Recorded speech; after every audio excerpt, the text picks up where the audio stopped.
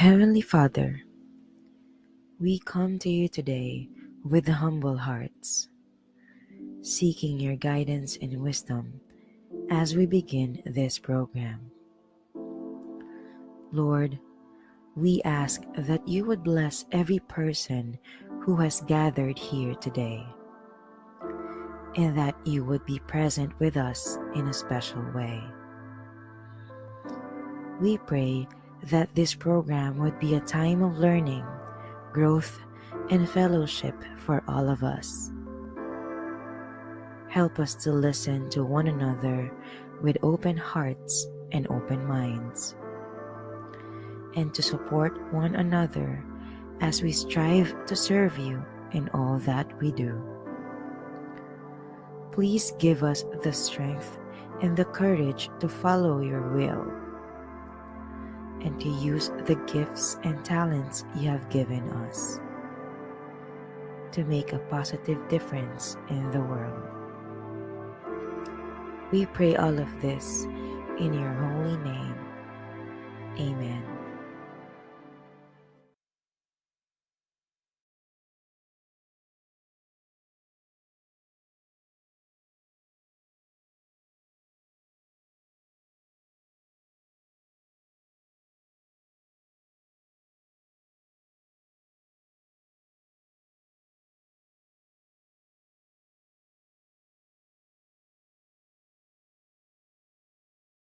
Alright, good evening everyone, no? Magandang gabi po sa lahat. To those who have joined us here in Zoom, and I believe this is also live streamed on the Facebook page of Scale Up Training and Development. So, welcome everyone, and thank you for taking the time, no, to join this financial management session, wherein this is already an upgrade on our previous session, which is all about the basics of financial literacy, saving, and investing. But tonight, we're going to progress from money management to debt management. And that's my talk for tonight. I'm going to talk about not all utangs are created equal. And again, this is through Scale Up Training and Development. So thank you so much for registering for this seminar. Now, to introduce myself, I consider myself one of the lucky ones in life kasi pagkapanganak ko pa lang, meron na agad akong bilyones. So again po, yan po yung pangalan ko. I am John Philip Bilyones. You can call me JP for short kasi medyo short din po ako. But just to share with you my personal story, right out of college, I used to have an above average paying job. Pero for some reason, kahit okay yung sweldo, may konting disconnect to a point that I was not able to save money, and worst, I was even drowning in debt. And I think that's one of my inspiration as well for today's session, because I'm going to talk about utang. No? So later we're going to check our thoughts about this aspect. Now, when I look at society, akala ko ako lang yung may problemang ganun. But I see the same problems, no, with other Filipinos, na I did not feel alone kasi marami din palang Filipinos who don't have any savings and baon din sa utang. So tinanong ko yung sarili ko, no, para nagkaroon ako ng reflection point na ano ba yung ginagawa ng mga taong may pera na hindi ginagawa ng mga taong baon sa utang? And that question led me to become a personal finance and investment literacy advocate. Uh, I really love what I'm doing, no? Swerte nga ngayon kasi meron ng mga ganitong initiatives. Noon, I had to travel to different places just to attend physical seminars. But right now, may mga ganitong efforts na, no? Uh, mga free na mga ano na mga seminars na madali lang siyang attendan, no? Like naka-live stream siya sa pages or you can join in via Zoom. So in this day and age, napakaswerte kasi what I used to sought after before, ngayon readily available na siya.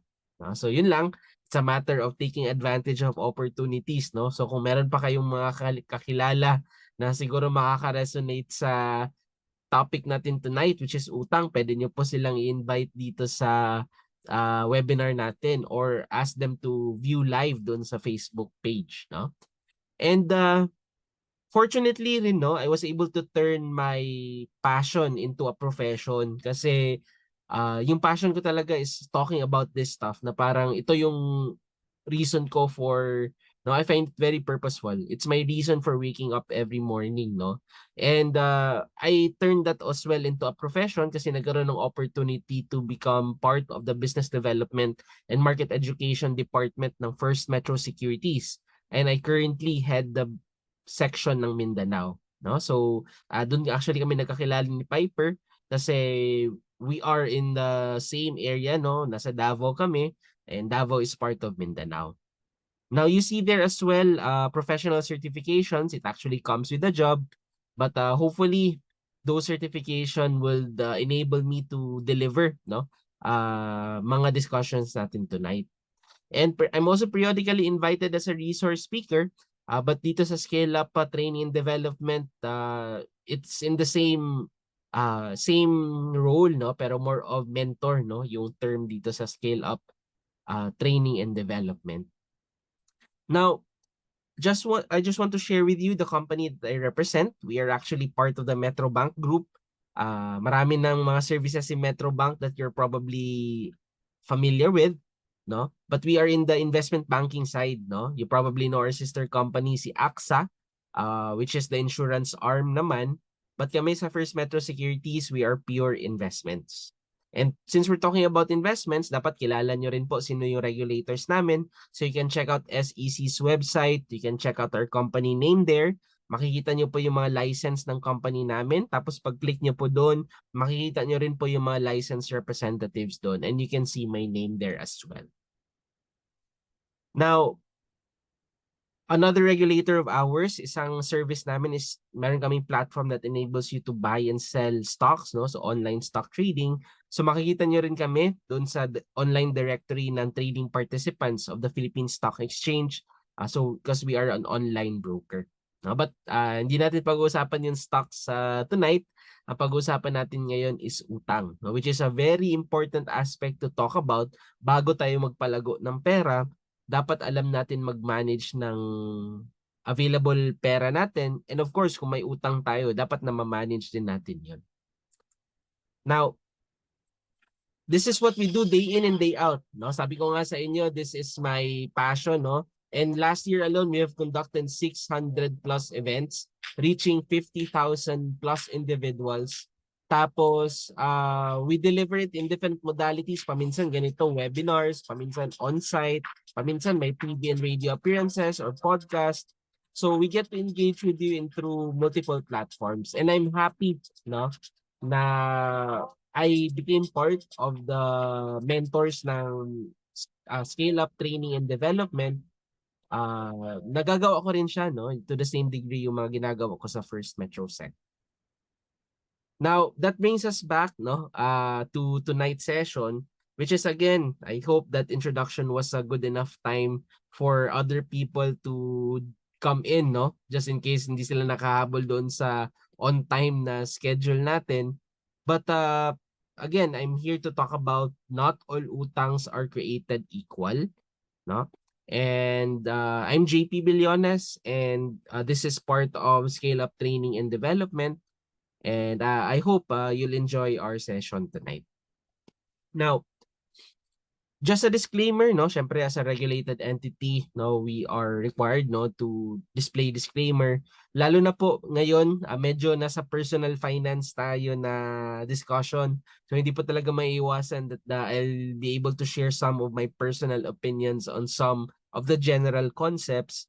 But essentially, this disclaimer is just telling you na yung opinions ko might not be necessarily that of the company I represent, which is First Metro Securities.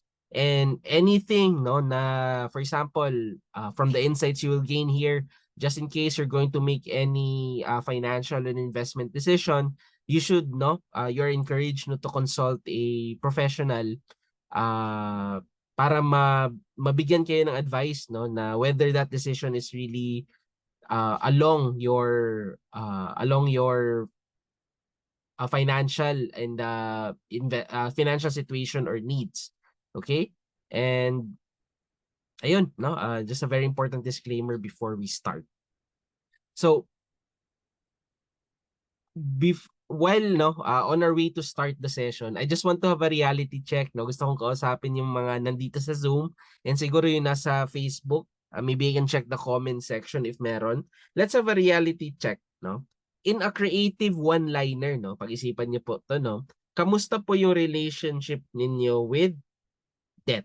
No, kamusta yung mga sentiments niyo about utang? Baka may ma-share kayo na experience. Can you share a creative one-liner kung ano po yung relationship niyo with debt? No, while I check up yung scale up na page na naka-live stream doon. Ayan, tingnan ko po kung merong mga chat dito. But here in Zoom, I think we are 5 already tonight. So, can you type in, no? Ano po yung relationship niyo with debt right now? If hindi nyo kaya ng creative one-liner, feel free to no, feel free to type in yung mga comments ninyo or sentiments. Sige nga, tingnan natin.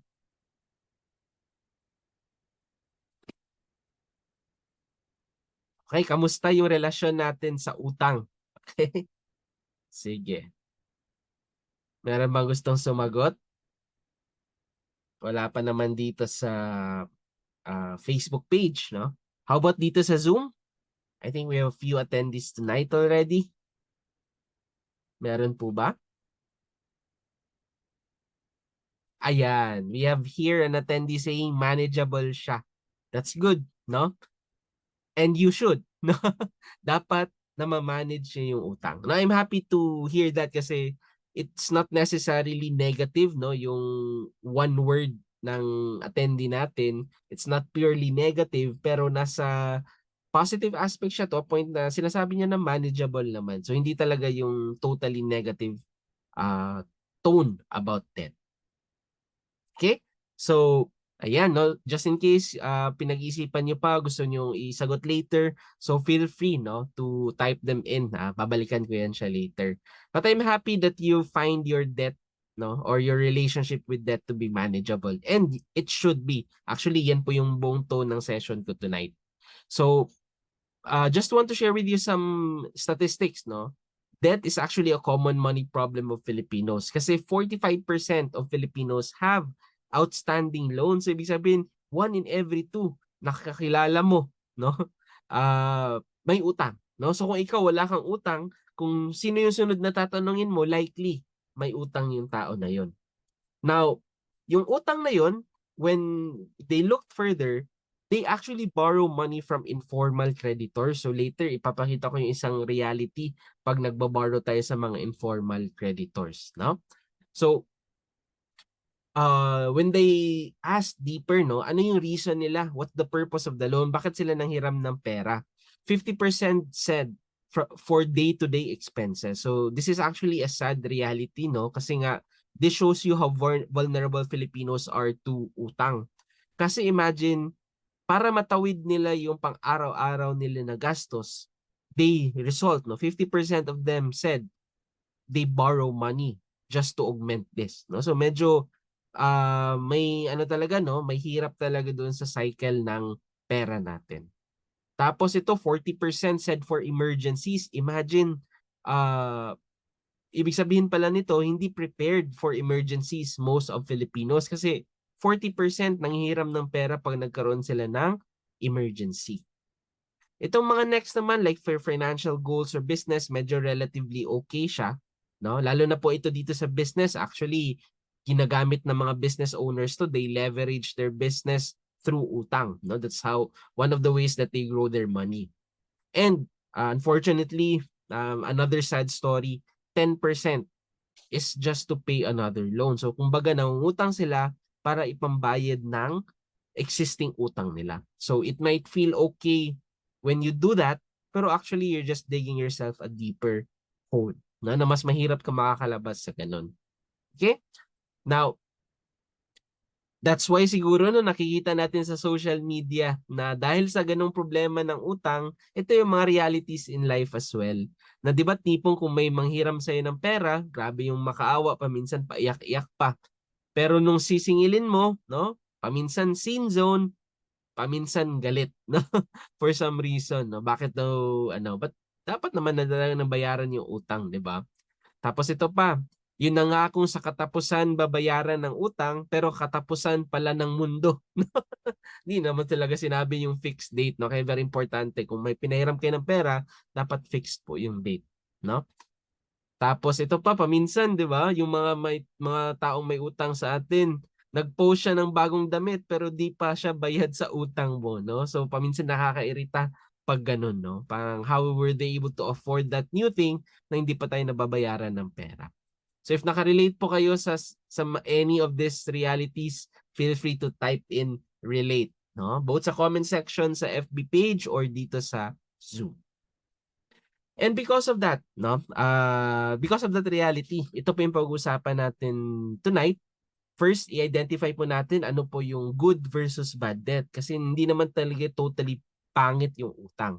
Tapos in case na meron po tayong utang, no? Tapos na-identify natin na bad debt siya, tuturuan ko rin po kayo kung paano po siya babayaran. May dalawa po akong strategy na ituturo later. And yung usually na alam natin sa utang, tayo yung nanghihiram ng pera. But actually, merong kabaliktaran na instead of tayo yung manghihiram, tayo yung magpapahiram. No? Yan yung tinatawag natin na bonds. No? Pag-usapan natin ano yung iba't ibang klase ng bonds. And syempre, no?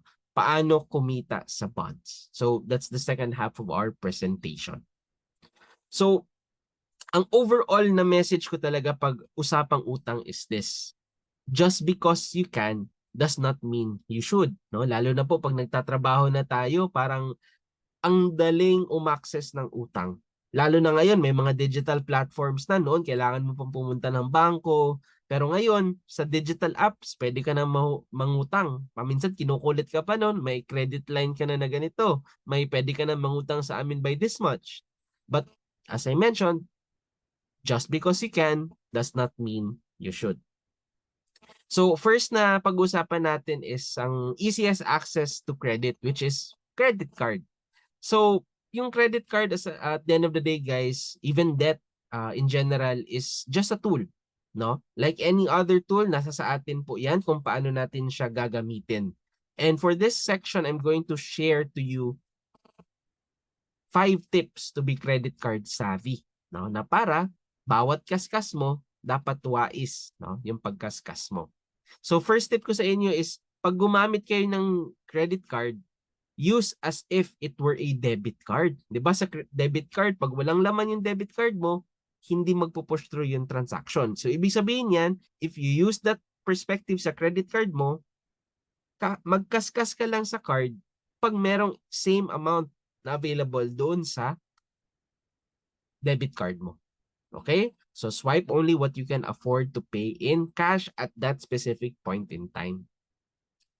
Now, ito din yung ultimate tip ko, lalo na pag gumagamit ng credit card. Again, it's not totally bad to use a credit card. You just need to pay on time and in full. So for example, alam mo naman yung due date ng credit card bill mo, make sure to pay 2 to 3 business days before para ma-avoid mo yung mga late fees, no? So you should also pay in full, no? Kasi sa credit card statement mo, may mga different balances dyan, di ba? So meron doon yung full balance mo for that cycle, for that month. Meron din dyan minimum amount due, no? Yan din yung isang financial mistake ko noon kasi may nakasambit doon na minimum amount due, yun lang din yung binabayaran ko. Pero di ko alam, no? I was unaware na yung excess pala nun, yung balance mo doon, tutubo yun ng interest. No? Kaya yung tip ko dito is pay in full. Kasi pag mababayaran mo siya in full, wala kang interest na babayaran. No? So parang nagiging revolving credit mo yun, no? Month in, month out. Tapos, importante dyan is dapat on time para wala kang late fees. And pag naggawa mo tong dalawang to, you can effectively use your credit card. No? Na tipong hindi ka nagbabayad ng interest on that credit line. And one thing, no, lalo na in this day and age, kung kaya nyo gumamit, no, in other shops, no, pure cash lang sila, wala silang digital option, wala pang credit card.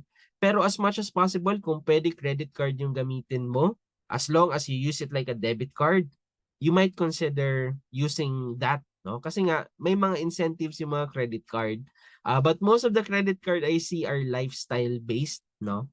But sa akin, personally, mas gusto ko yung mga cashback o na credit card, yung tipong every kaskas mo, meron kang cashback na natatanggap.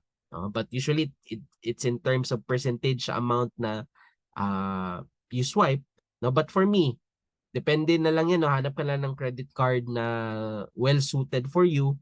But you can check out kay Metrobank, meron silang cashback credit card na if when you study it, kung hiyang siya sa'yo, gusto mo, go ahead. No? So may mga percentage cashback siya. Okay? And if gusto mo naman na usually may annual fees yan, pero may mga tips naman and tricks kung paano ipa-waive yung annual fees, or meron namang mga credit card na wala talagang annual fees like yung kay Metrobank na M-Free. So you can go ahead and you can how do you say this? You can use those aspects ng Metrobank. Okay? And with that, no, again, those are my 5 tips for you to be credit card savvy, no? So I hope magagamit niyo 'yan. Now we move on to the next subsection. Ngayon, alam na natin paano gamitin yung credit card well. Let's now identify ano ba yung difference ng good utang and bad utang. No, lalo na sa Filipino context, paminsan yung tingin natin sa utang is negative or bad. Kasi nga parang pangit naman ng mangutang, no?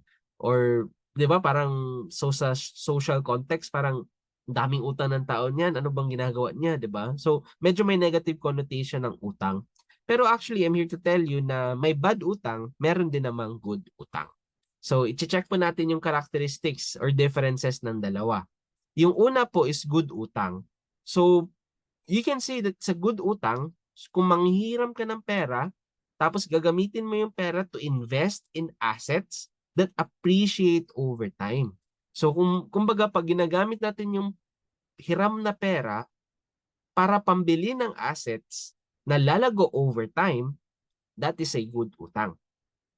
Pero on the contrary, pag bad utang yan, pag nanghiram tayo ng pera, pero yung binibili natin are liabilities. No? Usually, mga consumer loans to, no? Na parang pagbili natin, it depreciates in value. No? Unang gamit pa lang natin, nag-depreciate na.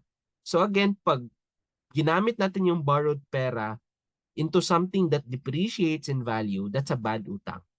Pero if you put it in something that appreciates over time, that is a good utang. Now, another characteristic is the potential returns. No? Ayan, sa good utang, yung potential returns mo is greater than the cost of borrowing. So for example, nanghiram ka ng pera at 10% interest rate. Pero pwede mo siya ilagay to your business or to your asset na that can yield 12 to 15% in the same year. So, ibig sabihin yan, mas malaki yung potential returns mo kaysa sa cost ng borrowing. So, dito pumapasok yung topic ng leverage, no? Kasi, since mas malaki yung kikitain mo kaysa sa pambayad ng interest, magkakaroon ka ng net return, no? Hindi mo makuha yung buong return, pero at least hindi mo gamit yung sariling pera mo, no? So, business owners are really good at using this. On the other hand, sa bad utang naman, manghihiram lang tayo ng pera, pero yung bibilhin natin, walang expected income or growth potential. No? So for example, bibili tayo ng mamahaling TV kasi gusto lang natin, no, na para siguro pagdating ng mga bisita natin, parang mai-impress sila na ang laki ng TV niyo, ang ganda naman, no? Pero inutang pala 'yun, 'di ba? So that's a bad utang kasi nga you're not expecting income or growth potential doon sa TV na 'yon, 'di ba? So, ibang usapan naman kung magpapa-pay-per-view ka doon, kung may mga boxing fight si Pacquiao or other national sports na pwede mong i-live stream doon, no? Pay-per-view ka, no? Then you have expected income there, 'di ba? Tapos on the side pa, baka while nagkakaroon ng ganong event, Babenta ka rin sa kanila ng pagkain, syempre snacks nila while nanonood, no? So, pwede naman yun. In that case, good utang siya. Now, another difference ng dalawa is that yung good utang, usually dyan, reasonable yung interest rate, yung tipong hindi ka, manageable, no? Or hindi ka hirap na bayaran siya. Even the payment terms are very reasonable kasi regulated din itong mga debt instruments. Pero yung mga bad utang, usually have high interest rates tapos unfavorable pa yung terms, no? Tawag natin dyan are loan sharks. And papakita ko sa inyo later na very simple tip, no, sa mga loan shark. So at this juncture, I'm going to share with you this small business owner, si Mang Rolly. No? So si Mang Rolly, meron siyang sari-sari store. Tapos medyo nagkulang yung supply ng store niya. Tapos alam niya, no, para makabili siya ng enough supplies, kailangan niya ng mga 5,000 pesos. Pero wala siyang 5,000 pesos na cash on hand. So naisipan niya, mag-access siya ng utang. No, syempre yung easiest to access paminsan for small businesses is sa 5/6, no? Familiar kayo dun sa 5/6, 'di ba? So yung 5/6 na loan, kung manghiram siya ng 5,000 pesos, kailangan niya magbayad ng 1,000 pesos na interest, no? Kaya tawag 5/6. 5,000 loan, 6,000 yung ibabalik mo. That's 1,000 pesos in interest. So, Mang Rolly wanted to stock his sari-sari store, so nangutang siya. So ngayon na-stock na yung sari-sari store niya. And the days came in, weeks came in, tapos nag-due date na. Kailangan niya magbayad ng 6,000 pesos, no? So si Mang Rolly naman, fortunately nabenta niya naman yung mga supplies niya. Pero yung tubo niya, no? Actually pag tiningnan mo yung business ng sari-sari store ni Mang Rolly, kung 5,000 pesos yung ibibili niya na supplies, on average, yung total earnings niya with profits is just 6,500, no? So, in this case, meron siyang yes, nakapanghiram siya ng pera, na stock niya, nabenta niya, pero yung binayad niya sa interest, kumuha doon sa profit margins niya. Kaya yung natira kay Mang Rolly is just 500 pesos, no? So, ngayon, hirap ulit siya, no? Para mag-restock ulit for the next month. So, ngayon, baka kailangan niya ulit manghiram ng pera sa 5/6 para to go with the same cycle again, no? So, kinain ng loan shark yung margins ni Mang Rolly, no? So, that's the challenge. And ito pa talaga yung usual na reality, no? Yung mga taong nanghihiram ng pera, it's because they want to survive, no? It's not actually to grow the business but to survive. And 5/6 is considered as an informal lender. So medyo mataas po yung interest rate niya, no? If you do the calculation, 1,000 interest on 5,000, that's actually 20 pesos simple interest rate. Pero that's actually per month, 'di ba? Kasi next month mo babayaran.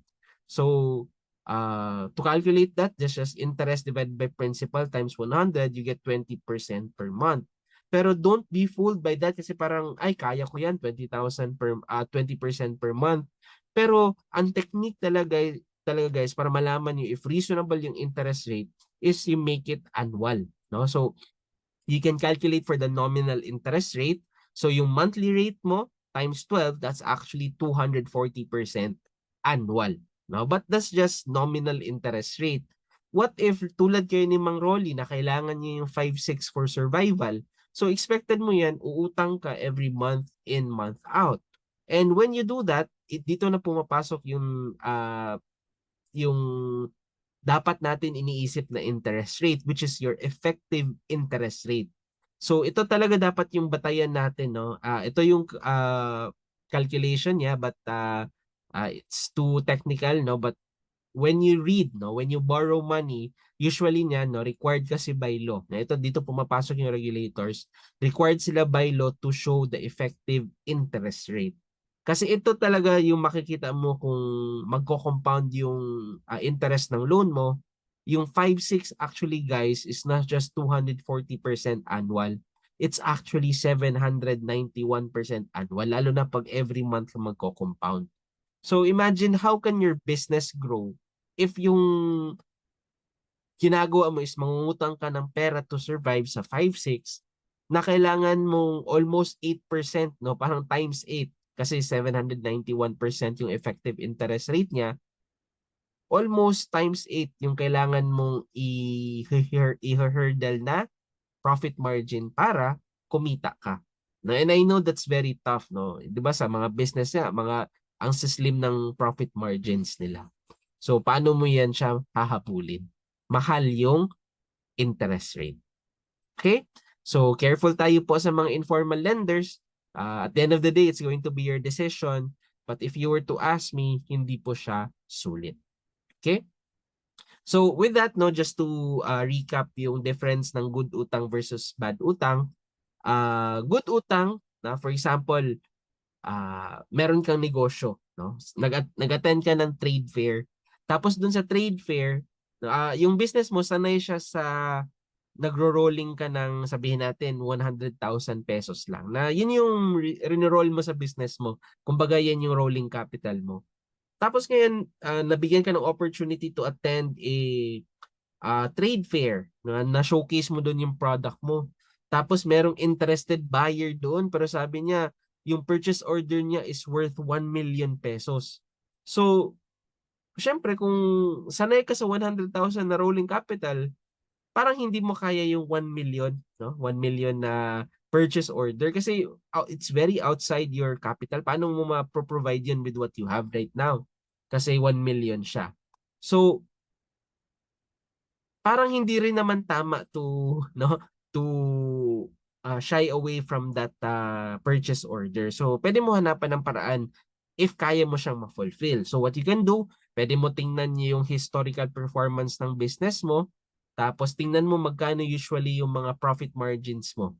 So sabihin natin when you did that, when you backtrack for the past 3 to 5 years, you see the average annual na profit margin mo is nasa 30%.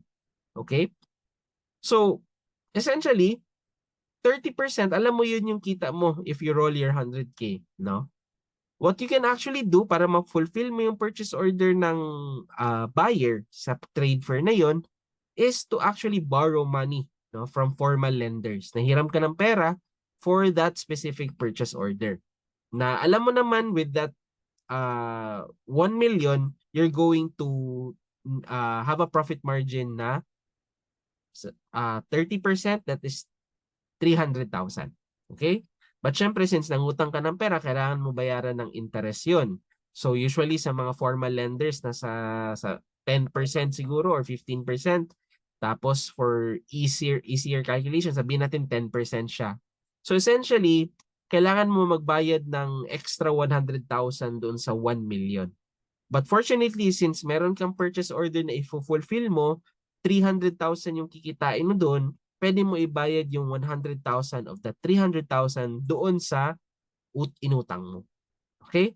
So, at the end of the day, neto ka pa rin ng 200,000. No? In terms of margins, nasa 20% lang yan. It's much less than 30%, pero lumaki naman yung volume mo. Diba?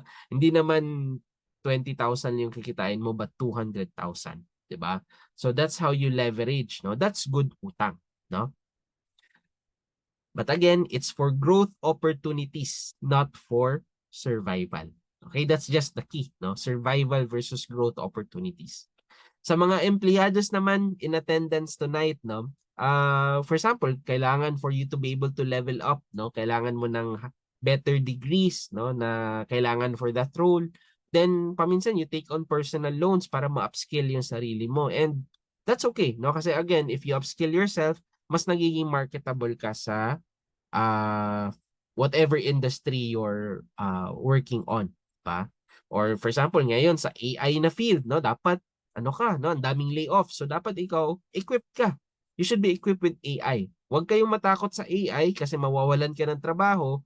Dapat marunong tayong gamitin yung AI, no? So at the end of the day, it's just a tool. So dapat at some degree marunong tayo gumamit nun. Or ito, classic example, rental property, no? Manghiram ka ng pera pambili ng real estate. Pero ito hindi mo titirhan, paparentahan mo, no? So syempre do your due diligence din For example, you are paying 20,000 for that condominium. Yan yung monthly payment mo for the financing aspect of it. So, kung 20,000 per month yan, you can check, no? Kung let's say ipa-Airbnb mo, magkano yung potentially kikitain mo in a month, no? Yung mga Airbnb ngayon siguro mga 2,000, 3,000 per night. So, assuming kahit 20 days lang siguro yung book ng Airbnb mo, so 20 times 20 times 3,000, that is 60,000. So 60,000 yung revenue mo, tapos ngayon meron kang babayaran na 20,000 na loan, amortization, so pwede mong bayad yung 20%. May neto ka pa na 40,000. Then you can use that to pay off the principal further para mas iiksi yung term mo.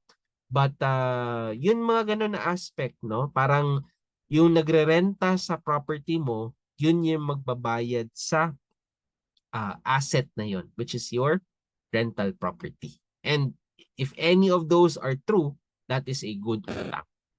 On the other side naman, yung bad utang po, yung nangungutang tayo kahit hindi natin alam kung kaya nating bayaran, or worst, gusto lang natin magmukhang mayaman.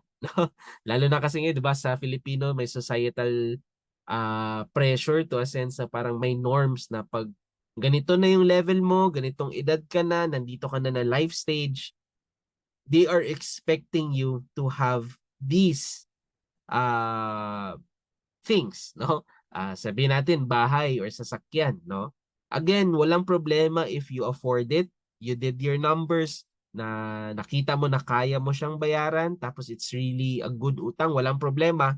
Pero if we just want to acquire those stuff para makisabay sa anong dictation ng society, or worse, para lang magmukhang mayaman tayo, lalo na ngayon na nasa social media, 'di ba? So parang ang daling mag-flaunt ngayon, no? But that's actually not a good way. Kasi you're just looking rich. You're not truly rich, 'di ba? Kasi true wealth is in the money that you don't spend, no? Yan po yung isipin natin, no? Yung totoong yaman, nasa pera yon na hindi natin ginagastos. Okay, so yung nakikita natin paminsan sa labas, yung mga pinagagastusan ng pera, those are essentially making other people richer, not those people. No? So, and number 3, nangungutang tayo just to buy things that you don't need. No? Mga want siya, no? So yun pa yung malala yun. So that's bad utang.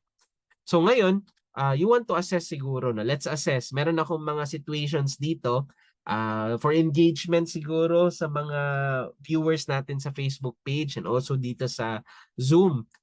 We have more participants right now.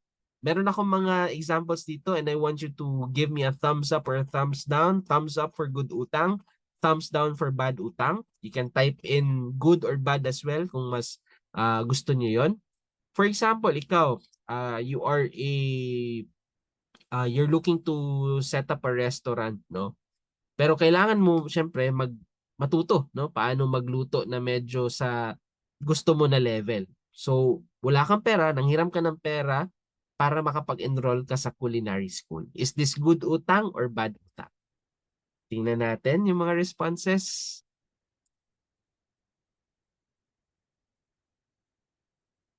Ayan, I'm getting answers here.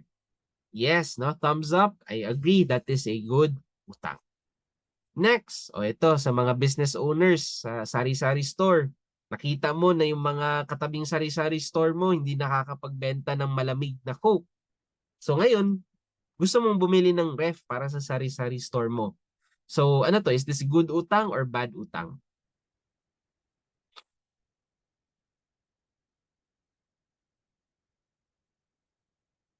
Okay, let's see. Buy a new ref for your sari-sari store. Good utang or bad utang?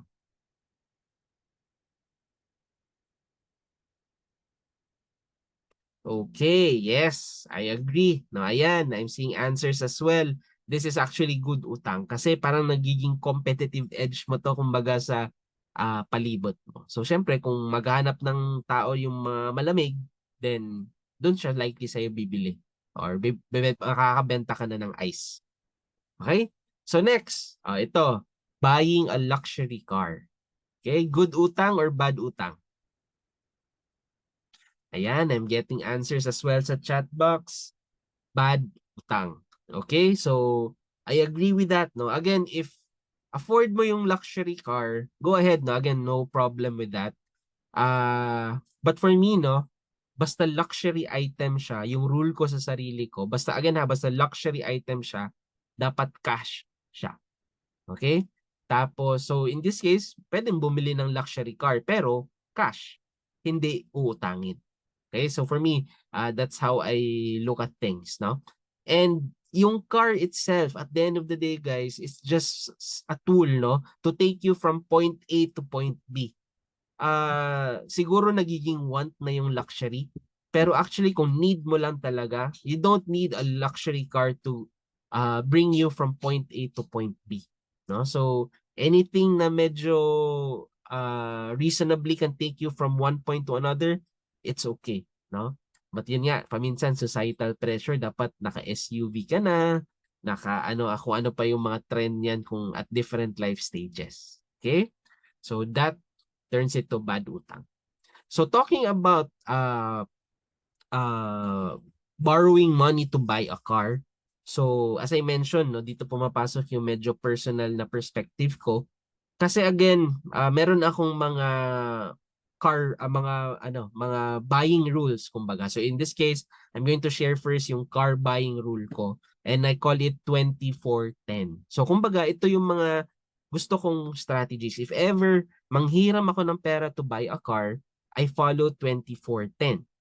20% should be cash down payment. So for example, if yung sasakyan na gusto ko is worth 1 million, I want to discipline myself, no, to save at least 20% or that's 200,000.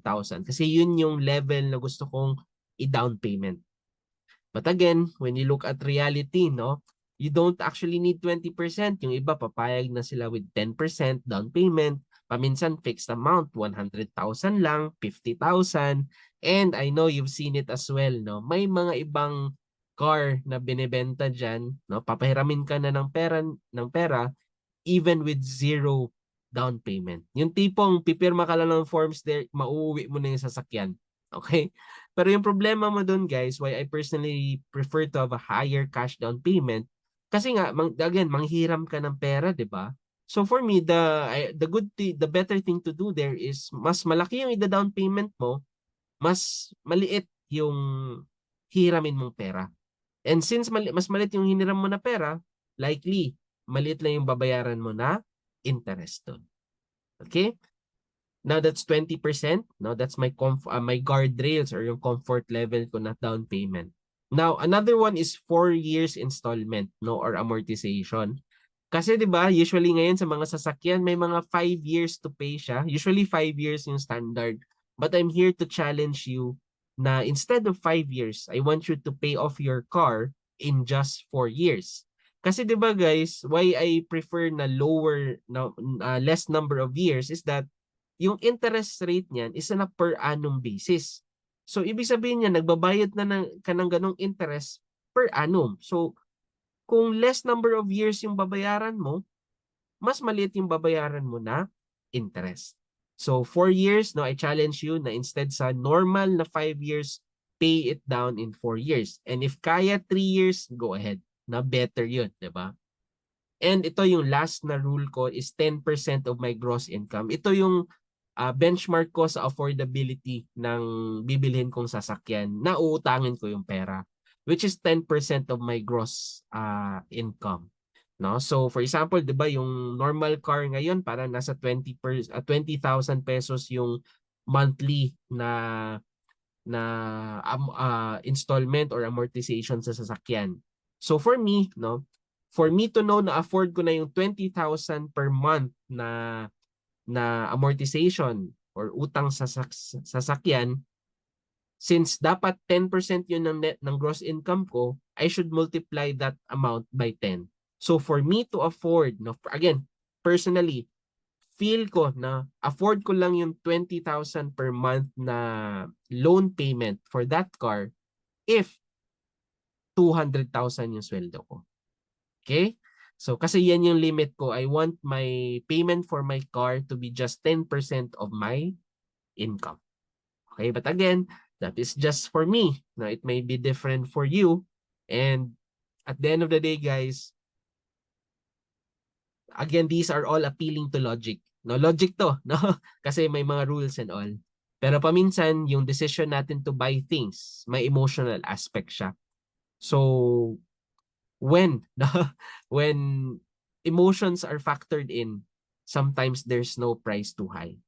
But hopefully itong mga rules na to can help you, no? Can help you make a logical decision rather than an emotional decision.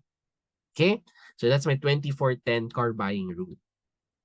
Now next, ito, nabanggit ko na to kanina, 'di ba? Nangutang ka ng pera to renovate your rental property. Is this a good utang or a bad utang? Sige, let's look at the chat box or the reactions or the Facebook Live. Ayan, we have here. Ayan, binago ni attendee yung sagot niya. Good utang. Okay, so I think that's correct, no? Good utang siya. Kasi nga, you're renovating your rental property. So pag nag-renovate ka kasi ng rental property, syempre mas mapepresyuhan mo siya kasi mas maganda na siya. 'Di ba? What if binili mo siya ng pangit, nabili mo siya at a discount? So ngayon na napaganda mo na siya, pwede kang magpresyo ng mas malaki, no? And iba, kino-convert pa nila yung property, no, from a two-bedroom na property. Paminsan, they make it 3 to 4 bedroom, no? So, they improve upon internal na ano niya. So, syempre, pag binenta mo yun, if i-flip mo yung property na yun, iba na yung bentahan ng 2-bedroom na home kesa 4-bedroom na home. No? So, in that aspect, it's a good utang for me as well. And with that, no, meron din po akong home buying rule, no. Ito yung sabi ko na may mga personal rules ako na ina-apply ko sa sarili ko. And pag dating naman sa bahay, no, yung rule ko is 30-33, no. So ano yung 30? 30% down payment, no. So kung bibili ako ng bahay worth 2 million pesos, no, 30% of that is around 600,000. So mas prefer ko na ipon ng 30% of the value of the home. That's 600,000 in this example. And yun yung prefer kong down payment. Same analogy as the car, no? Kasi mas malaki yung down payment mo, mas maliit yung hiramin mong pera. Okay? But again, just because you can does not mean you should, no? Kasi ngayon may mga bahay kayo na pwede nyo na matitirhan even with just 10 or 5% down payment, no? Some are even less. But remember lang, when mas mababa yung down payment mo, mas malaki yung hiramin mong pera, yun yung malaki din yung babayaran mo na interest. Now, yung affordability ko naman na level is 30% of my monthly income. So kung yung amortization ng bahay ko is sabihin natin magkano? Let's say 20,000. Sabihin natin 20,000, low cost lang. 20,000 na monthly amortization sa bahay, since I want that to be just 30% of my monthly income, dapat, no, for me to afford 20,000 na monthly sa bahay, dapat at least times 3, no? Or that's around 60,000 at least yung sahod ko. Okay? But again guys, kung married couple na kayo or naghahati-hati kayo, household yung pinag-usapan dito, hindi yung individual. Okay? Little bit of caveat lang. Lalo na ito, it's usually for family. So, both, no, household income ang pinag-usapan dito. So, yan, malalaman mo if afford mo yan o hindi ka mahirapan. And bakit 30%? Kasi 'di ba usually yung bahay, no? Yan yung normal sa Filipino 'Di ba? Yan yung status symbol. Dapat may bahay ka and may sasakyan ka. Now imagine if you're already paying 10% of your monthly income for the car. Ngayon magdadagdag ka pa ng 30% for your monthly income. So if i-add mo yung dalawa, 40% of your monthly income is now for paying that house and that car. Okay? So imagine that 40% of your take-home pay. Medyo malaki na rin. Okay? And ito final test of affordability ko sa bahay. Ito yung ang rule of thumb ko na nalalaman ko if within my means siya. Kasi it should be maximum 3 times your gross annual income. So kung yung gross annual income ko is 500,000 times 3 nun is 1.5 million, yung limit ko, no, yung pinaka-expensive na pwede kong bilhin na bahay should be 1.5 million pesos. If I'm planning to buy 2 million or 3 million na property, tapos that's more than 3 times my gross annual income, it's just telling me na medyo expensive pa yan siya sa current na financial status ko. Okay, so that's my 30-33 home buying rule. So, ulitin ko lang po ulit yung first quote na shinare ko, just because you can does not mean you should. And this is how I personally approach it, no, lalo na sa bahay and sasakyan, which is very common na mga forms of debt, no, home and car loan. Okay? And yun nga, 'di ba, sa money management nag-aano tayo, no, na parang ang dami nating mga ginagawa doon para makatipid tayo. We are very critical doon sa mga small spending natin. Paminsan nakakalimutan natin na dapat mas pag-isipan natin itong mga big ticket items like bahay and sasakyan. Okay? So kaya yan po yung inspiration bakit ko po ito siya bringing up sa session natin tonight. Okay? So ito, na-answer niya na to kanina, fulfill a purchase order. This is good utang. Okay? Ito lastly, no? May nag-offer sa iyo ng unregulated na investment na ba't mo nasabi pag check mo sa SEC website walang registered na company na ganun, tapos sabi nila may ano daw sila, may investment daw sila, no, quotation, no, investment daw sila ngayon na kikita ka ng 30% in 1 month, 'di ba? Tapos or double your money in a few months. So naisip mo, kung 30% siya in a month, pwede naman ako manghiram sa 5-6 na 20% per month lang. No, ginamit mo na yung thought process natin kanina, no? Pero parang ano siya, medyo kahina-hinala, no? No? So I think I'm getting answers here. You're saying here, I see thumbs down, that's a bad utang. No? And ako, I agree. Kasi in the first place, scam, no? Likely scam to, no? Basta hindi siya regulated na investment, likely scam yan siya. Okay? So that's a bad utang. Now to cap off, no, this section of my presentation, my final message to you, no, for this part, no, is to act your wage. Yung gawin natin dapat akma sa cash flow or sa sweldo natin. Okay? Huwag kang bumili ng mga gamit na hindi mo afford, no? Kaya nga nangungutang ka, that tells you, no, pag inclined ka mangutang, that's telling you that you cannot really afford it. Bakit? You cannot pay it in cash. So definitely pag nangungutang ka, you cannot afford it, no? And when you borrow money, no, hopefully it's not just to impress people you don't like, no? So that's my message to you. Don't buy things you can't afford with money that you don't have just to impress people you don't like. Lalo na sa mga social norms, may mga ganun talaga. I know may mga social norms, pero you can still buy those things or borrow money for those things as long as you did your numbers. Walang problema doon. Pero pag bumibili ka lang ng ganun, tapos inutang mo yung pera ng pambili, just because yan yung trend, yan yung expectation ng iba sa'yo, you're not thinking about yourself, no? You're thinking about other people. You just want to please other people. And that's very dangerous pag hindi mo fina-factor in yung finances mo. Buti sana if sila magbabayad ng utang mo, no? Ikaw ang magbabayad sa utang mo. You are responsible for your utang. Okay? So, bakit ako nagsiset ng mga 30% for the home, 10% for the house? Kasi very important na malaman natin yung debt to income levels natin. Magkano yung binabayad natin sa utang and we compare that to our gross monthly income. So what you do is just to total lahat ng mga binabayaran mo ng utang every month, i-divide mo sa gross monthly income mo times 100%, that's your debt to income ratio. So, yung recommendation ko, di ba, 10% for the car, 30% for the home. Why I recommend that is because pag inad mo yung dalawa, that's 40%. And that leaves you here sa medium debt load. Kasi 40% is between 36 to 49.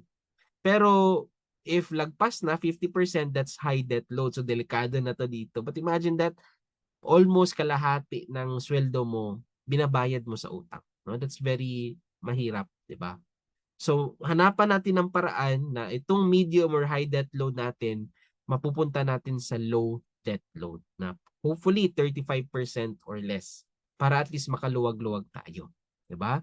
So with that, identify na natin yung good versus bad debt. Walang problema if good debt yan kasi that's going to generate cash flow for you. Pero yung problema if meron tayong bad debt. So at this juncture, tuturuan ko kayo kung paano magbayad ng bad debts kung meron kayong makita. Okay?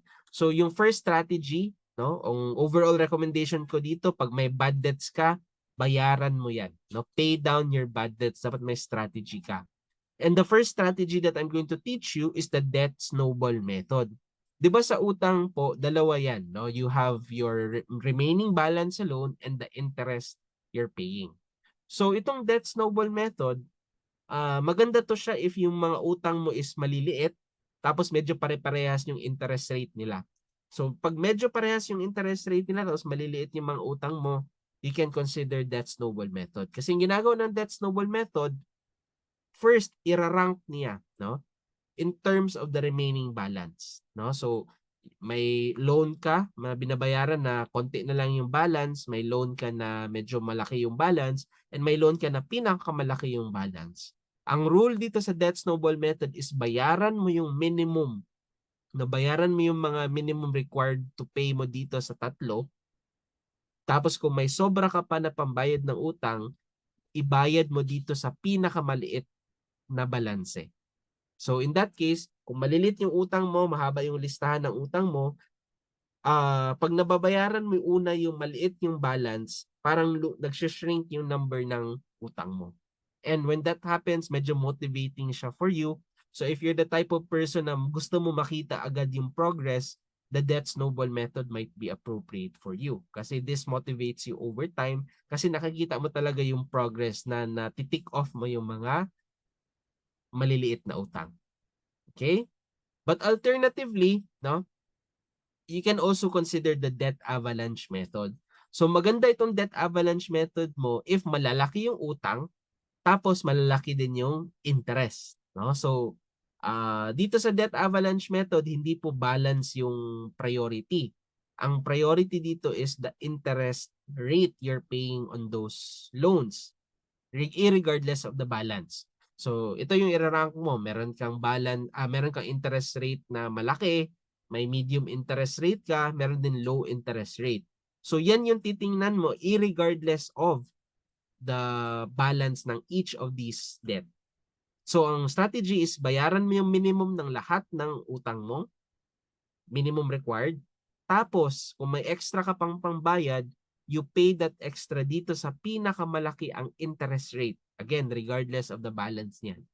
And when you use this strategy, no, ito yung makakatipid ka sa interest kasi ito naman talaga at the end of the day yung kalaban natin, yung interest. So kung gusto mo makatipid sa interest payment, ito siya, no? And for me personally, this is the most logical na process. Ito rin yung preference ko, no? Yung challenge dito is for people na medyo hindi nila matagal hindi nila nakikita yung progress kasi nga malalaking utang tapos binabayaran yung pinakamalaking interest. What if ito pa yung pinakamalaking balance? Then you don't see any progress sa pag take off ng mga loans mo. So medyo kung kailangan mo na ganong motivation, snowball will be the better method. Pero hindi siya cost efficient.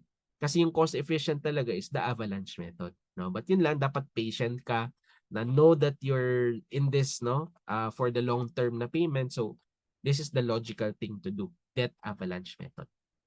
Okay? So those are the two methods, debt snowball and debt avalanche. Hopefully makatulong to sa inyo. Now, going forward, no? Lahat na napag-usapan natin in the last hour, no? Tayo yung nangungutang, 'di ba? We borrow money, tapos syempre tayo yung nagbabayad ng interest, no? Baka ngayon yan lang yung alam nating gawin, no? Alam lang natin is paano mangutang ng pera.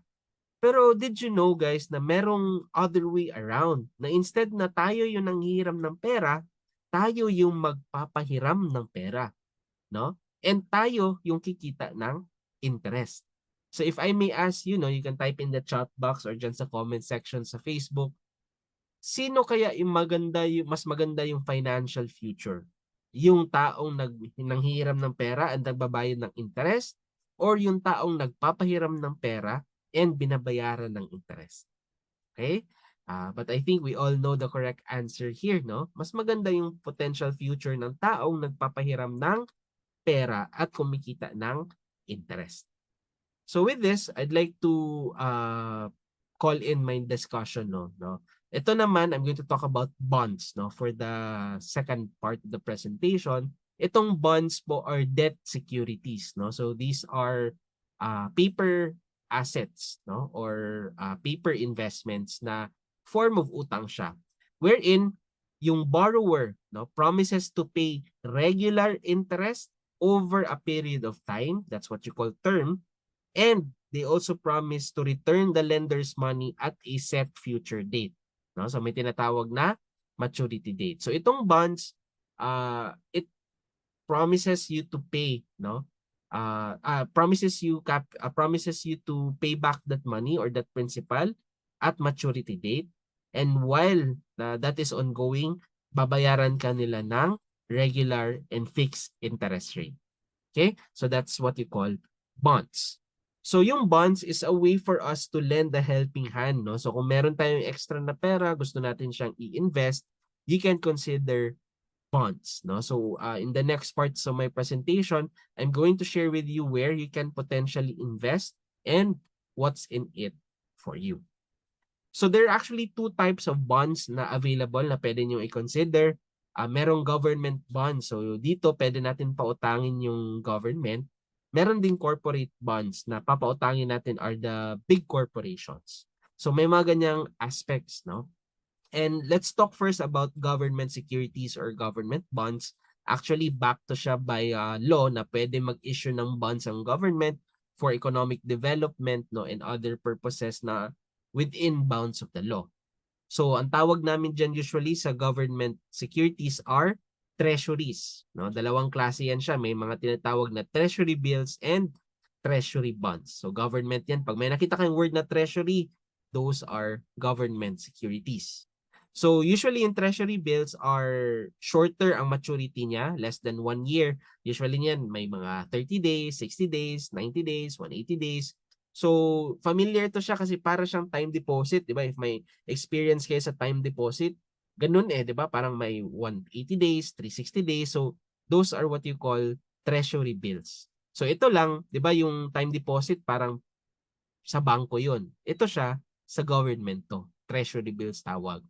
Yung medyo mahaba naman yung term or maturity is what we call treasury bonds. So ito more than 1 year na, depende sa in-issue, but it can range from 2 to 25 years. No? But ako personally, siguro for bonds, you can consider na up to 10 years na, 10 years lang na range kasi may ibang pag beyond na siya sa ganong range, no, you might find other opportunities sa other investment instruments. Now, another type is the corporate bonds. Hindi lang government yung pwede mong pautangin, pwede ka magpautang sa mga corporation. So, yung tenor niya nito is again, around 2 to 25 years, depende sa issuance. Tapos, yung payment ng interest niya, depende, may iba quarterly, may iba semi-annually. Tapos, pwede in Philippine peso or in foreign currency, depende sa kailangan ng corporation. Now, those are the two types of bonds, government and corporate. So pag-isipan niyo na lang po kung saan niyo mas prefer, no? But in terms of, balik ko lang po, in terms of risk, no? Mas risky sa corporate magpahiram kasi nga they're just in one industry. less risky sa government bonds kasi yung government bonds are backed by the government. So, ang income sources ng government ang dami, 'di ba? Sa sahod natin kinakaltasan na siya ng tax. Yung naiwan sa atin, pag bumibili tayo sa labas, may tax 'yun, 'di ba? And ang daming ways for the government to generate income. And meron silang last resort, no? Pwede nilang kalabitin si BSP, no? May utang ako ngayon, hindi ko kayang bayaran. Pwede ka mag-print ng pera para mabayaran ko. And because of that last resort, mas considered low risk si government bonds. Pero syempre, not everything has consequences. Di naman pwede nilang gawin yun every time kasi nga deflationary naman yun sa economy natin na parang ang dami ng paper money, no? Pero kaya tawag sa kanya is last resort. Pero yung last resort na yan, pwede lang yan sa government, hindi yan sa mga corporation kasi the corporates cannot do that to BSP. Diba? So, that's why low risk si government. And in fairness naman, no? Never pa naman nag-default ang government talaga ever since. No? So, nakakabayad always ng utang ang government to the investors. Okay?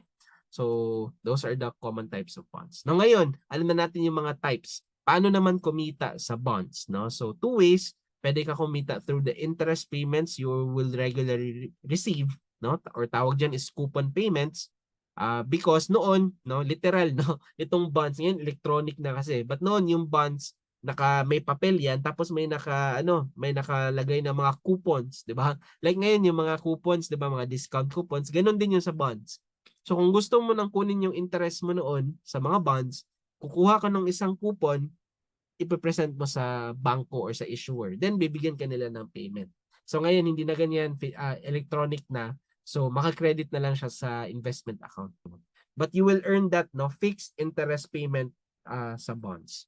And natitrade din sa bond market yung bonds, so may potential siya for price appreciation. Pero usually yung mga bond investors are holding till maturity. Seldom lang nila tinitrade yung bonds, no? But depende, pwede siya. Tradable din naman yung ibang bonds. So para maintindihan po natin yung bonds, ito yung mga common elements ng bonds. No? Yung bonds, meron siyang face value or par value. Yan po yung magiging reference, no? When you calculate for the coupon or interest payments. Tapos bago ka rin mag-invest sa bonds, meron na po yan siyang fixed na coupon or interest rate. Yan po yung rate relevant relative to your face value ang ibabayad sa iyo on a periodic basis. Depende semi-annual ba or quarterly. So malalaman mo din yung frequency through the coupon date. So malalaman mo kung quarterly mo yung matatanggap or semi-annually. And you will expect to receive that up until maturity date, no? So yan po yung nakikita nyo dito. Yung maturity date, bago ka pala mag-invest sa bonds, alam mo na kailan yung maturity niya. So ang tatanungin mo lang sa sarili mo as investor is that, sa tingin mo ba na within that time frame or that maturity date, mababayaran kaya nila ako sa principal back to me? No? So yan yung isipin natin sa bonds, maturity date. And of course, issue price. No? So, that's the original price na binibenta ng government or corporation, yung bond na yun. Okay? So, para mas ma-visualize mo natin paano kumita sa bonds, this is a sample bond cash flow. Na let's say, merong bond offering na 5-year term, 5% per annum coupon or interest rate, tapos yung face value is 100K. So, ibig sabihin yan, at year 0, mag-invest ka ng principal mo, which is 100K. They promise to pay that back to you after 5 years, which is the maturity or the term. So, you expect to receive that back. But again, you have to ask yourself, kaya ba nilang bayaran yun, di ba? And while you are waiting for that, no, meron yung fixed interest rate na you know beforehand. In this case, kung 5% siya, 5% of 100,000 is 5,000 per year. So every year makakatanggap ka ng 5,000 times 5 totaling to 25,000 pesos. So yan yung ways for you to earn sa bonds. So dito makikita mo talaga guys na yung bonds is for first, capital preservation kasi they promise to pay back the principal. Okay? And kung gusto mo ng regular fixed interest payments, makukuha mo yan sa bonds kasi ito fixed talaga siya, no? So that's if this is an investment instrument that can medyo align dun sa investment goals mo, you can consider this one. Okay? Now, again 'di ba sabi ko sa inyo yung bonds, they promise to pay it back during maturity. But again, even though they promise that, depende pa rin sa ano nila, no, sa financial standing nila pagdating ng panahon kung mabibigay ba talaga nila 'yon. Kaya dito very important, no, before you avail of bonds, dapat alam mo yung credit rating. So ano yung credit rating? No, ito yung ginagamit, no, to judge the quality and creditworthiness of a bond. So ang daming mga ratings agency that does this credit rating. Sa labas you have S&P, Moody's, and Fitch. Dito sa Philippines, we have Phil Ratings. But essentially, magkakaiba-iba yung ratings niya. It can go from AAA, AA, to B, AA plus, to single B, no? So essentially, highest rating is A, low rating is B, no? But these ratings are investment grade. Meron actually rating na C and D. So yung credit rating na nasa C and D, those are already considered junk na bonds kasi very risky siya. So siguro yung nag-issue ng bond na yun hindi masyado credit worthy, pangit ng financials ng company. So they're considered junk bonds. But since they have higher risk, no, doon sa junk bonds, they tend to have higher interest rate. No, ganun always ha. That's the relationship. The higher the risk, the higher the potential return. Because you took on higher risk. You should be paid with higher interest. Pero you have to think muna, kaya mo ba yung ganong risk? And if ako yung tatanungin nyo, mas gusto ko yung investment grade na credit rating. So which can be in the letter B or letter A. The higher the better kasi yung purpose ko is capital preservation, no? How can you preserve your capital if pangit yung outlook and quality ng bond na yun? So very important yung credit rating. So with that, naintindihan na po natin yung bonds. So yung next na tanong naman ngayon is, meron ba mga budget-friendly options, 'di ba? So tingnan natin if you're interested sa bonds, ano ba yung kaya sa bulsa natin right now? So ang uunahin kong i-share sa inyo is yung government bonds. Noon talaga guys, pag mag-invest kayo sa bonds, siguro pag pupunta kayo ng bangko, kung wala kayong 500,000, no, it will never be offered to you, no? Kasi medyo malakihan usually noon, no? But right now, si government nagkaroon siya ng program, tawag sa kanya is Retail Treasury Bonds. Ito naman, they specifically designed this para yung mga everyday, no? Filipinos like you and me, pwede tayo makaparticipate sa bonds, which noon para lang sa mayayaman talaga kasi imagine minimum 500,000. So ngayon, with retail treasury bonds, you can invest for as low as 5,000 pesos. No? So usually in a year, meron silang ini-issue na RTB. Yung latest was this year, no, around August 2025, tranche 31 na. So actually, they've been providing this for 31 tranches. So siguro, they've been doing this for more than a decade or so na siguro. No? So RTB 31, again, issued by the government.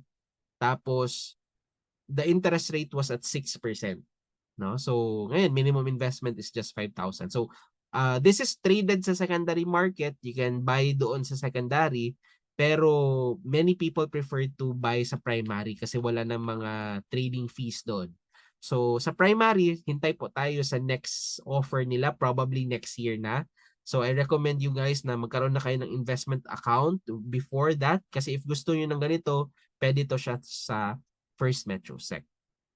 Kung meron naman po kayong dollars, yung last issuance ni Bureau of Treasury was, they call that RDB, Retail Dollar Bonds 2, no, 2 tranches pa lang. But that time, the minimum investment was just $200. So, mura lang, 200 times 50, that is 10,000 pesos. No? So, sorry. Yeah, 10,000 pesos. No? So, affordable, no, considering USD yan. Tapos 5.75. But right now, nasa secondary market to. Wala nang primary. And this was actually siguro tagal na, no? A couple of years ago na. Forgot the exact date. No, but these are budget friendly for us. Kasi imagine 5,000 lang pwede ka na mag-invest. Now, if you want to invest naman sa corporate bonds, it's not as affordable than your RTBs kasi nasa 5,000 yon. Usually sa mga corporate bonds, like ito, example, si SM Prime Holdings noon, nag-issue siya, nasa around 5% yung net na interest rate niya noon.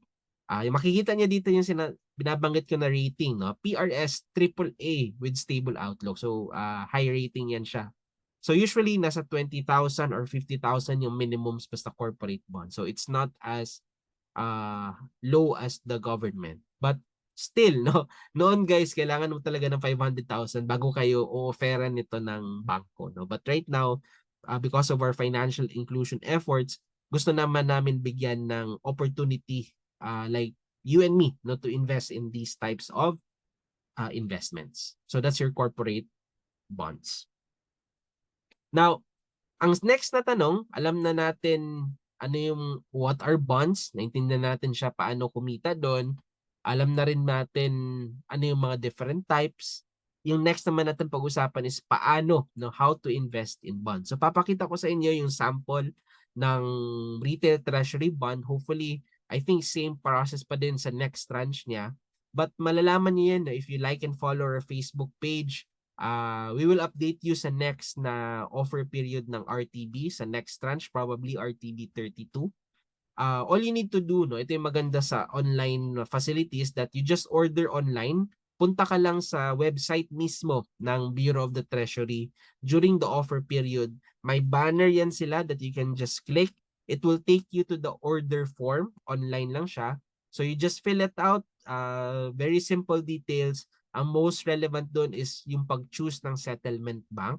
Piliin nyo lang po yung company namin, First Metro Securities. So this tells you dapat meron kayong First Metrosec account bago kayo maka-invest sa RTBs. Now, once ma-fill out mo yung online form, tapos piliin mo si First Metrosec as your settlement bank, you need to pay through First Metrosec. So dapat may pondo yung First Metrosec account mo. Again, minimum is just 5,000 pesos. You just need to enter your username and password and confirm the amount that you'll be ordering. Tapos yun, tapos na yung payment mo. Once that is done, you will now get the confirmation of your order.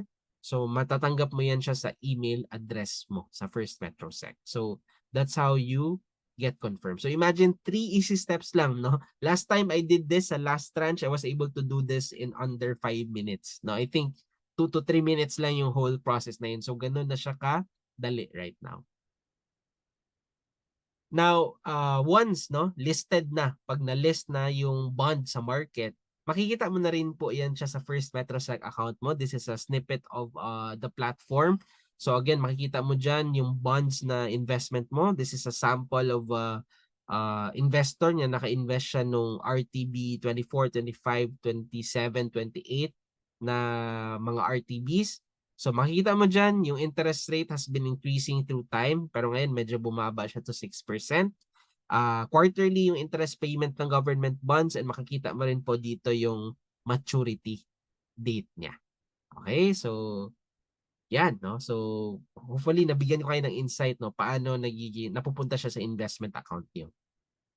And after knowing how to invest in bonds, ang last na tanong ko sa inyo guys is, kayo ba, should you invest in bonds? So, different answers for different folks. But I think for those who would like to start with a moderate risk investment, siguro hindi muna sa stocks, dito muna tayo sa medyo similar to a time deposit pero longer maturity and medyo mas moderate yung risk but potentially higher rates than your time deposits. Bonds might be a good step up from your time deposits or savings, no? So parang higher risk but higher potential returns din, no? So you're shifting from time deposits na low risk to moderate risk na mga bonds and longer maturity. Tapos siguro kung meron ka ng existing investment portfolio, siguro kung nagtitrade ka ng stocks, yung bonds makakatulong siya pag-offset ng risky investment options like stocks mo. Like ang example ko talaga dito is during the pandemic, no? Kasi nung, 'di ba, no one anticipated the pandemic. Kahit ako hindi ko rin na-anticipate 'yun. But before pandemic, I was all in sa stocks. No, sabi ko, lit naman ang kikitain diyan sa bonds, no? Kaya ko yan i-trade sa stocks. Pero since nagkaroon na ng capability yung First Metrosec, I just gave it a try without knowing without knowing that pandemic will happen. Now, nung nangyari yung pandemic, no, stocks plummeted by 50%, no, in just 3-4 days that time. We went from 7,000 level to 4,000 plus level. So, kung full on stocks ka, 50% down yung portfolio mo. Pero fortunately sa akin, medyo nakalagay ako ng bond sa portfolio ko. So, hindi masyado bagsak yung portfolio ko. Sa panahon na nagda-drop yung stocks ko, I have an aspect of my portfolio that's defensive. Kasi nga doon, I'm expecting capital preservation. Tapos, while yung mga stocks hindi pa nakakabigay ng dividends kasi hindi kumita yung mga businesses nila, kumikita ko ng fixed interest rate from my bonds. So maganda po itong bonds for people na mas prefer nila yung capital preservation over potential appreciation. So that's the trade-off lang. Since may element of capital preservation dito, kasi nga may mataas yung probability na babalik yung principal sa'yo at maturity, the trade-off there is that there's not much potential appreciation. So defensive talaga yung bond sa portfolio, not aggressive growth. Okay? So maganda to for a life stage din, no? Sabihin natin mga individuals na retired. Kasi 'di ba pag retired na ka, you don't go for risky things, no? Dapat capital preservation and regular income stream, lalo na during retirement na mawawala yung active income mo. So dapat merong mag-o-augment doon. And what can augment that is yung regular interest payments na binibigay ng bonds sa'yo. So maganda siya for retirees as well. Kasi relevant sa life stage nila. Right? Retirement is not the age to take risk, no, but to preserve capital. Okay? So share ko lang din sa inyo, no, something na I learned from John Bogle, yung book niya from Little Book of Common Sense Investing. Sabi niya, dito niya nalalaman magkano yung ilalagay niya sa bonds, no? So sabi niya, your age in bonds, the rest in stocks. So kung 30 years old ka ngayon, 30% ilalagay mo sa bonds, your age in bonds, tapos yung natitira, 70% is in stocks. Kasi kung medyo bata ka pa, mas importante yung growth potential ng stocks than the stability of the bonds. Pero pag nag-retire ka na, no, at age 60, 60% in bonds, 40% in stock. So medyo habang tumatanda ka, nag-i-increase dapat yung exposure mo to less risky investments like bonds. Lalo na sa retirement mo, dapat mas maraming bonds kaysa stocks. Kasi ngayon, sa retirement phase mo, mas kailangan mo na yung capital preservation and fixed income ng bonds kaysa growth potential ng stocks. Okay?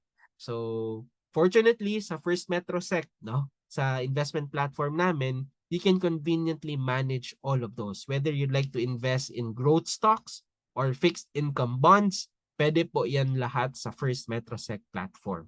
Kasi we are an all-in-one investment platform. And if ayaw nyo po mag-manage, wala kayong time to do it yourself, yung individual stocks and bonds, meron din po kaming professionally managed na mga mutual funds or UITFs sa platform. We have different fund providers there that you can choose from. Hanap na lang kayo doon ng stock funds or bond funds, no? Na those are already professionally managed. Hindi kayo yung nagma-manage, you take part in a fund that invest in those two types. Okay? But all of that, whether you do it by yourself or through professionally managed funds, lahat po yan available sa First Metrosec platform. Okay? Hold on.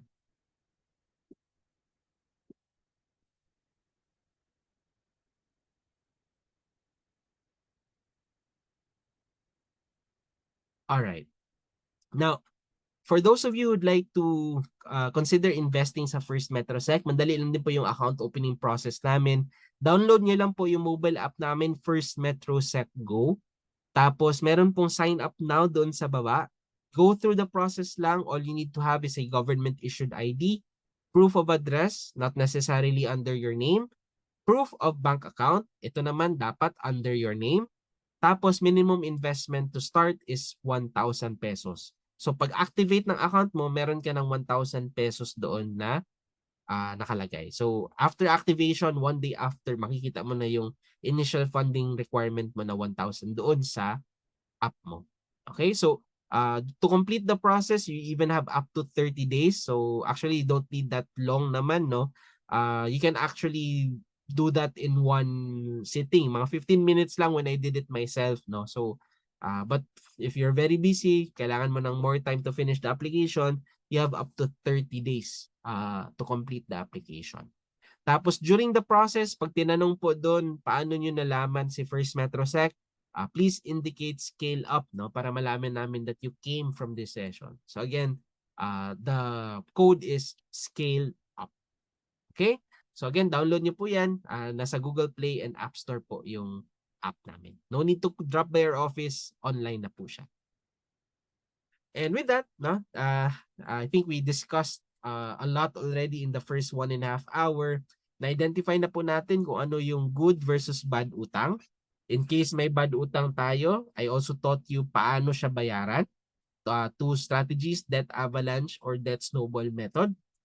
Tapos, na kita din natin yung other side of the coin na hindi lang pala tayo yung pwedeng mangutang, pwede pala tayong magpautang na rather tayo yung nagbabayad ng interest, tayo yung babayaran ng interest. So we talked about bonds and ano yung mga types niya from government to corporate bonds, ano yung mga budget-friendly na options for bonds, and paano kumita sa bonds. No? So we discussed that intensively sa second half of our presentation.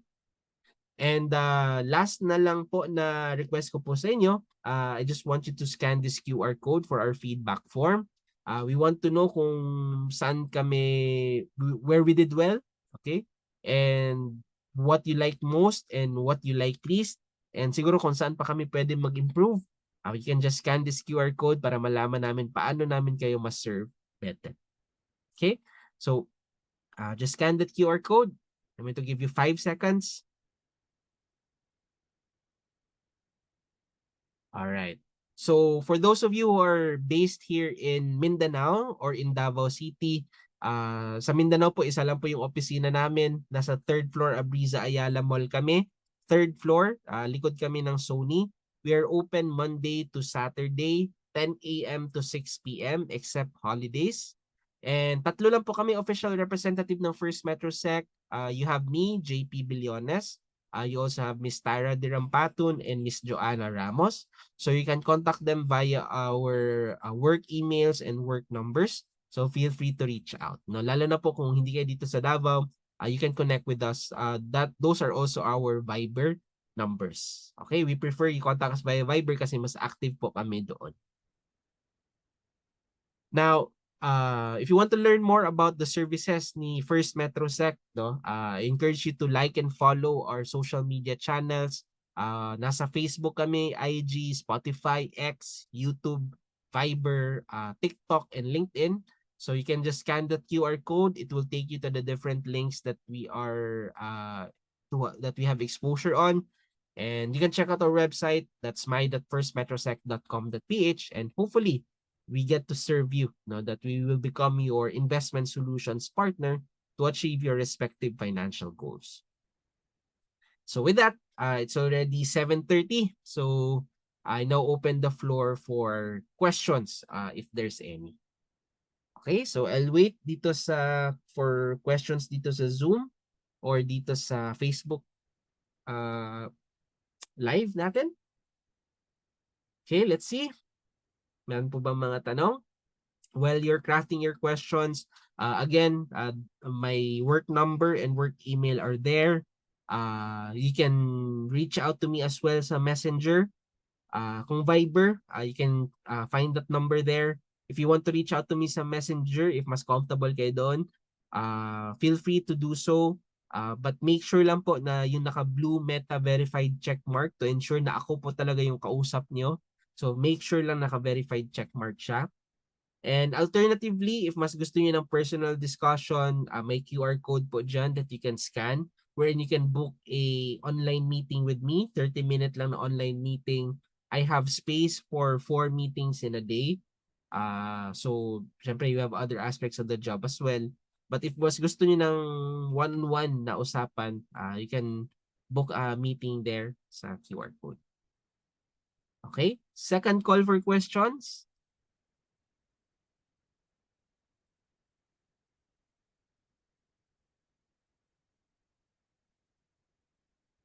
Okay, pwede rin po sa chat box.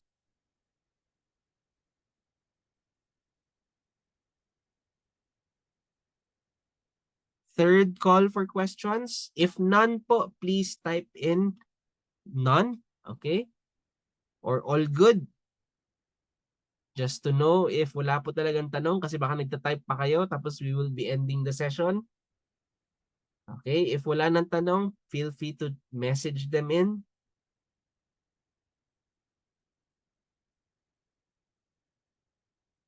Okay?